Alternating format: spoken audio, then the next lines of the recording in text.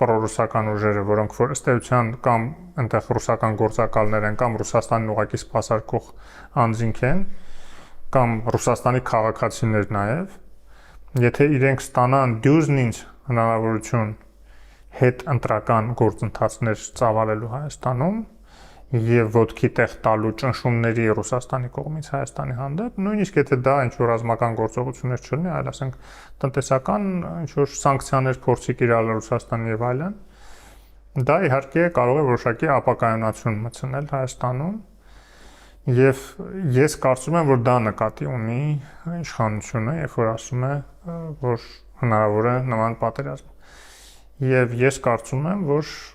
իրականում այս ռուսական ուժերին պետք է իսպառ դուրս շպրտել քաղաքական դաշտից, այս ընտրություններով եւ քաղաքացիները դա պետք է անեն։